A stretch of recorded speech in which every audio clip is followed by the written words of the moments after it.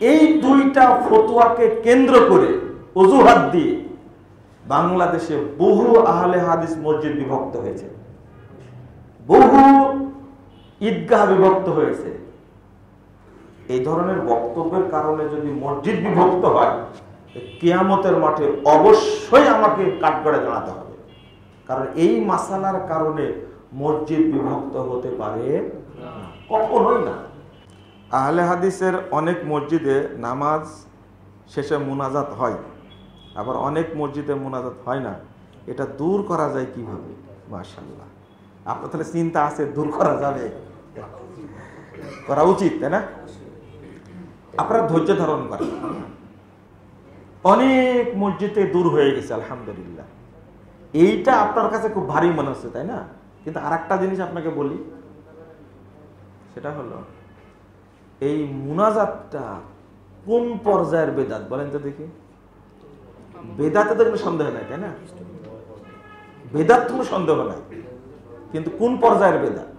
আর আমি একটা বলছি, একটা মসজিদের ইমাম আকীদা পোষণ করে যে আল্লাহ সর্বত্র বিরাজমান, আল্লাহ নিরাকার, মুহাম্মদ সাল্লাল্লাহু আলাইহি ওয়াসাল্লাম হায়াতুন নবী, আল্লাহ নবী গায়েব জানতেন।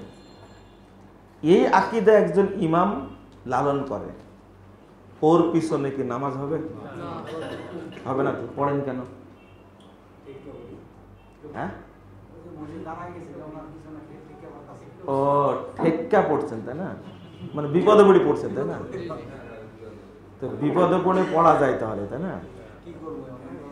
নামাজ মনে হয় কাঁথা সেলাই করার মতো একটা ইবাদত নাকি?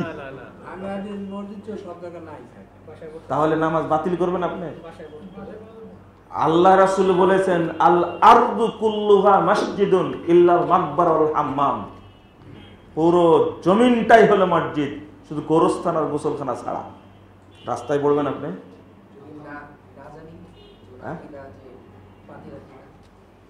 আচ্ছা আচ্ছা, যদি কোনো শিয়া মসজিদে নামাজ পড়ে হবে? কেন হবে না? বলেন বলেন, উত্তর দেন। শিয়া মসজিদ নামাজ পড়লে জানেন কি? অটো বলে দিচ্ছেন কি, তখন আর জিজ্ঞেস করছেন না আকীদা কি। এইটা আপনার কি জানা নাই যে এই ইমাম সারাদিন হায়াতুন নবীরই ওয়াজ করে? এই ইমাম সারাদিন ওয়াজই করে পীর ফকিরের। আপনি কিভাবে বললেন যেটা আমার জানা নাই? আর কাদের আকীদা এরকম জানা তো আছে আপনার? আহলে হাদিস ছাড়া বাংলাদেশে যত ইমাম আছে সবার আকীদাই কি এই না? এটা জানা কথা, সবারই জানা কথা। এইটা কি আকীদা? এখন আপনারা বলছেন যে নামাজ শুরু হয়ে গেছে, পড়তেছি। এবার আপনি বলেন তো, জামাত শুরু হয়ে গেছে, ওযু নাই আপনার, আপনি ওযু করবেন না জামাত ধরবেন? কি করবেন? জামাত শেষ হয়ে যাবে যে, ওযু ছাড়া নামাজ হবে না। তাহলে জামাত জরুরি না ওযু জরুরি? এখন বলছে ওযু জরুরি। তাহলে জামাত হয়ে যাক, কিন্তু আর কি করা লাগবে? ওযু করা লাগবে। কত সুন্দর বুঝ। মনে করেন বিশাল জামাত হচ্ছে, 1 কোটি মানুষ জামাত পড়ছে, ওই মসজিদে কবর আছে। কি আছে? কবর আছে। নামাজ হবে? কেন হবে না? কবর আছে তো, এটাও জানেন। এইটা মাথায় নাই কেন আপনার?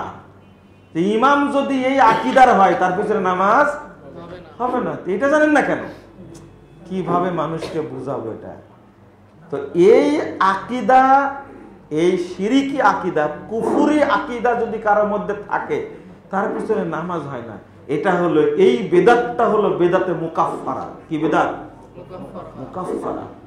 যে বেদাত করলে মানুষ কি হয়ে যাবে? কাফের হয়ে যাবে, কাফের হয়ে যাবে।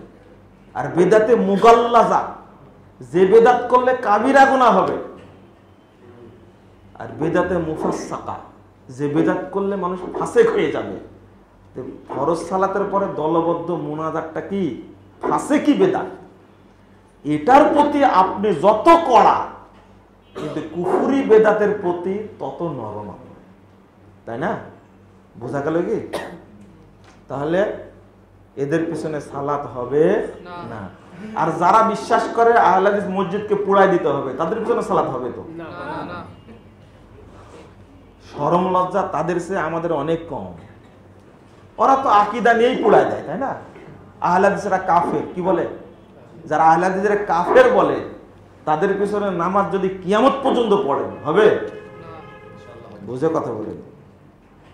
জুমার দিন 2 আজানের বিষয়ে একইভাবে কোনো পদক্ষেপ নেওয়া যায় কিনা? আপনারা এই মুনাজাত কি একরকম না, তাই মনে করেন নাকি আপনারা? হ্যাঁ, না না না, আপনাদের ইলমিগত সমস্যা আছে, ইলমগত কি আছে, সমস্যা আছে। কথা বুঝতে পারলেন? যেখানে যেমন একজন পট করে বলে দিল যে মেহরাবে সালাত আদায় করা কি যাবে না, বাতিল। জিজ্ঞেস করলে কেন বাতিল?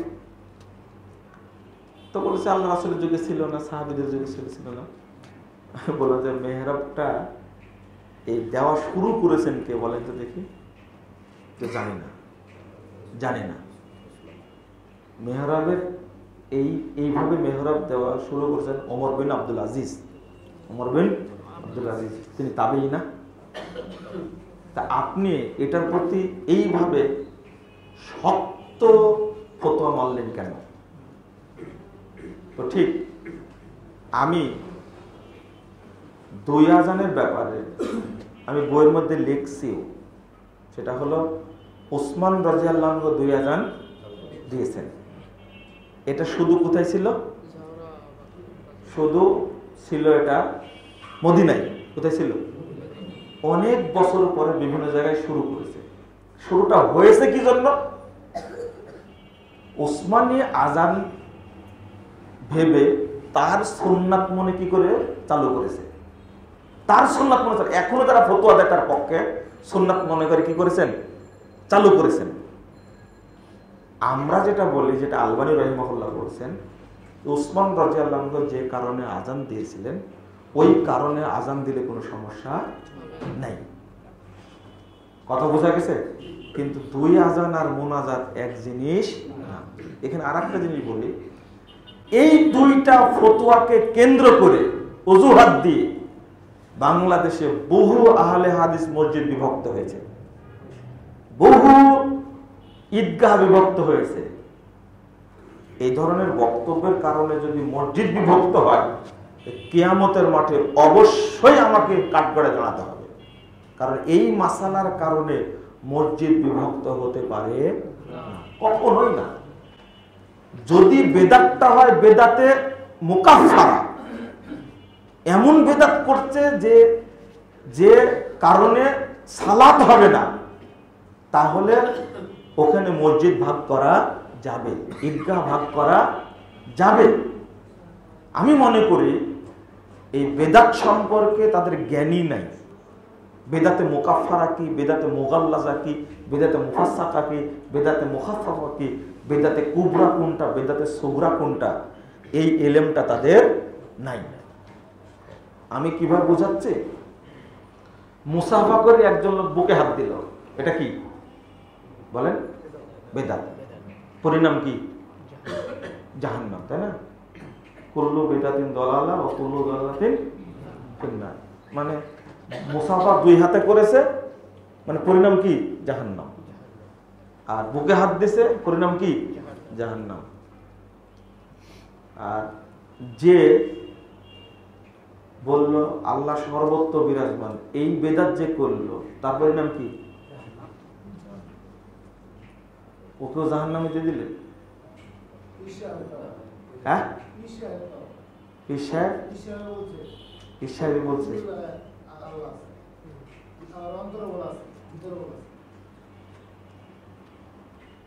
লা ইলাহা ইল্লা আনতা সুবহানাকা ইন্নী কুনতু মিনাজ জালিমিন। তাহলে কোনো ক্ষমা নাই, 2 হাতে মুসাফা করলো জাহান্নামে। এটাই তো বুঝতে। আচ্ছা, পাপের মধ্যে ছোট পাপ বড় পাপ আছে না? শিরকি পাপও তো ছোট বড় আছে, তাই না? একটা বড় শিরিক আর একটা কি ছোট শিরিক। তো বেদাতের কোনো ছোট বড় নাই নাকি?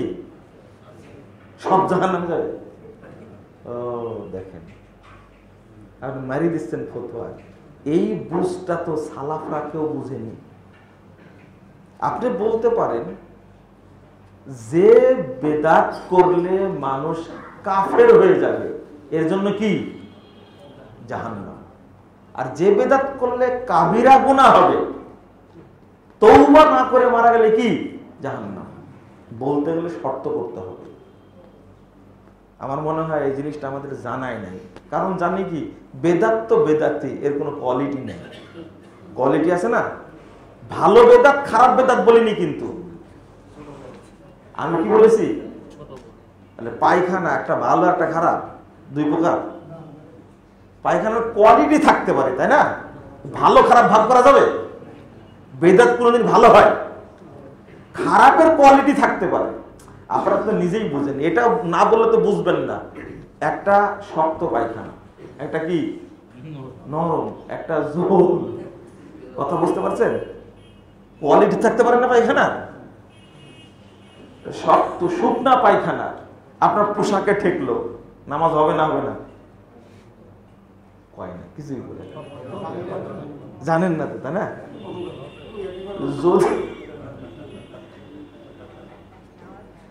যদি এই মাসালাগুলো না জানেন এইভাবে আপনারা, তো একবারে ফতোয়া মারবেন কি না। তো কিছু বেদাত আছে যে বেদাত করলে কি হয়ে যায়, মানুষ কি হয়ে যায়, কাফের হয়ে যায়। কিছু বেদাত আছে করলে কি হবে, কাবিরা গুনাহ হবে। কিছু বেদাত আছে কি হবে, ফাসেক হয়ে যাবে। আশা করি বুঝছেন।